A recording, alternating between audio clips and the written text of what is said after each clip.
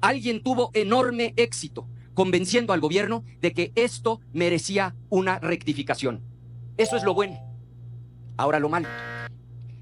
Primero, nos la volvieron a hacer. A las 10:30 de la noche publican el dictamen. 200 y tantas páginas, porque no quieren que lo podamos estudiar con el detalle que se requiere. Hace 64 días, con el argumento de que urgía bajar del aire unos spots que había contratado el gobierno de Estados Unidos y que denigraban a nuestros migrantes, se planteó con urgencia la necesidad de una reforma a la ley de telecomunicaciones. Ese fue el argumento público.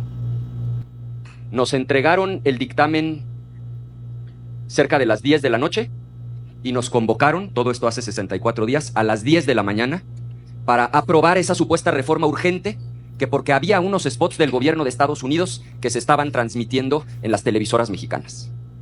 Para nuestra sorpresa, cuando llegamos a la sesión, pues resultó que no eran 3 artículos los que se estaban reformando, eran casi 250 páginas y se trataba de una ley nueva en materia de telecomunicaciones. Y del total de artículos, 2 o 3 hacían referencia a los famosos spots extranjeros y todos los demás estaban relacionados con otros temas. La oposición y sobre todo la sociedad civil denunciamos el fraude, la farsa, la trampa. ¿Qué dijimos? Dijimos, no es cierto que lo que estén tratando de resolver sean los anuncios del gobierno de Estados Unidos. Lo que están metiendo por la puerta de atrás es la censura. Y mencionamos de manera bien concreta 7 aspectos que ese dictamen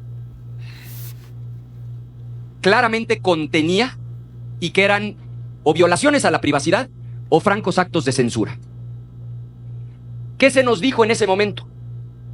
Como nos lo dicen muchas veces, que la oposición acude a la magnificación y que lo que estábamos diciendo no era verdad.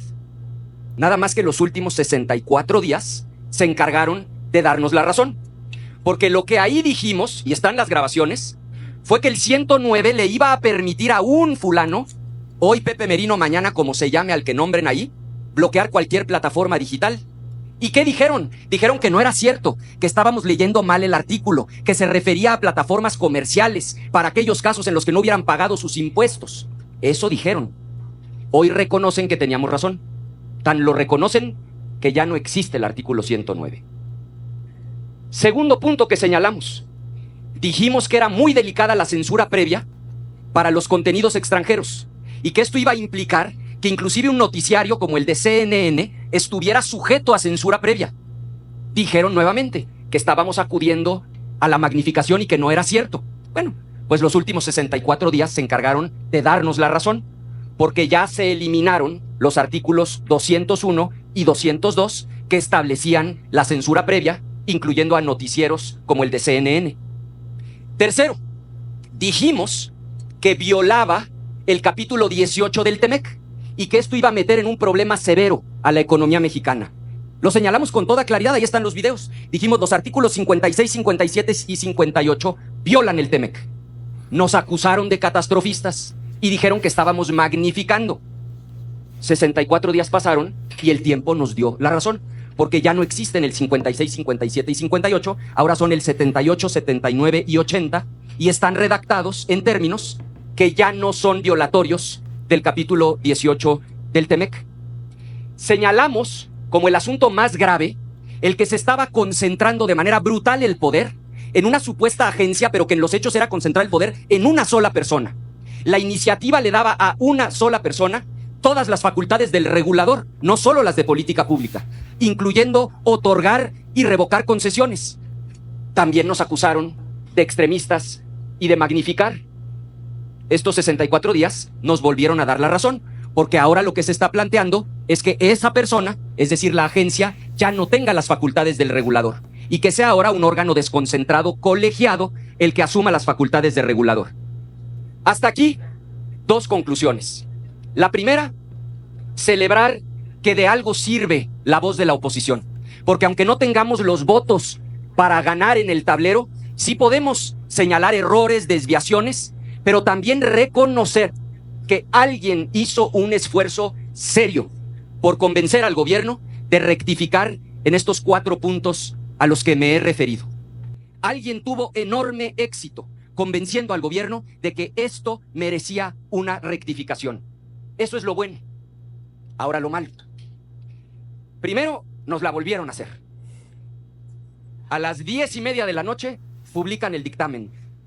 200 y tantas páginas, porque no quieren que lo podamos estudiar con el detalle que se requiere. Pero hay 3 asuntos que ya detectamos, que son muy graves, y que si no se corrigen, y estamos a tiempo de corregirlos antes de votar en el Pleno, van a opacar el enorme esfuerzo de quien haya logrado corregir lo anterior.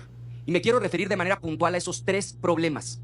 Mi impresión es que ha habido un debate al interior del gobierno y que los técnicos sensatos han logrado avanzar, pero hay por ahí una vena autoritaria que se resiste a hacer los 3 cambios que hacen falta para que este dictamen sea digno de ser aprobado por unanimidad en el Pleno de la Cámara de los Senadores.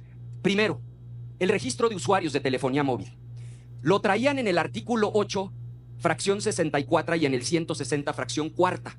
R3D, defensores de la privacidad, organizaciones de la sociedad civil, denunciaron la gravedad del padrón de telefonía móvil. Pues la vena autoritaria lo que hizo fue esconder el padrón de telefonía móvil con una redacción distinta en el transitorio 30.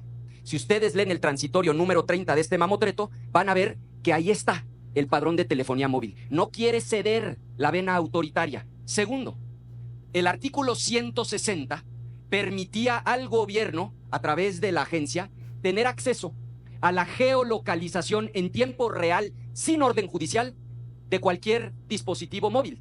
Para efectos prácticos, implica un estado policial que puede saber dónde estamos todas y todos los ciudadanos en tiempo real, en todo momento.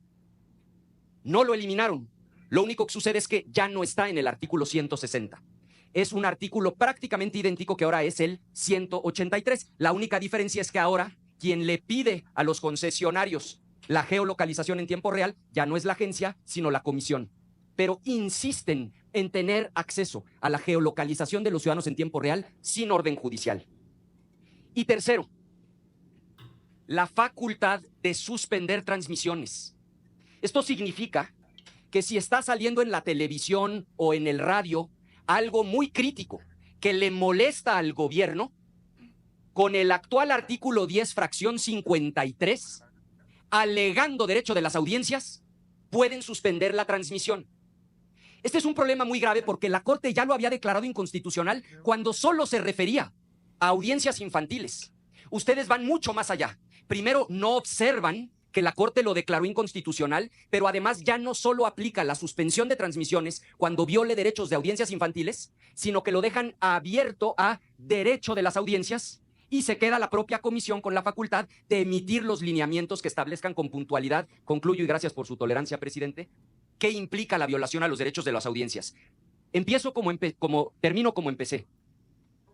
Hay avances importantes, sin duda, pero si no corregimos el registro de usuarios de telefonía móvil, geolocalización en tiempo real, artículo 183, y facultad para suspender transmisiones con una cosa tan vaga y abierta como derecho de las audiencias, no habrá manera de acompañar este dictamen a pesar del enorme esfuerzo que se ha hecho. Nuestro llamado es a que haya diálogo, que haya apertura, terminemos lo que se empezó y saquemos por unanimidad en el Pleno un dictamen digno de ser aprobado por la Cámara de los Senadores. Es cuanto, presidente. Muchas gracias.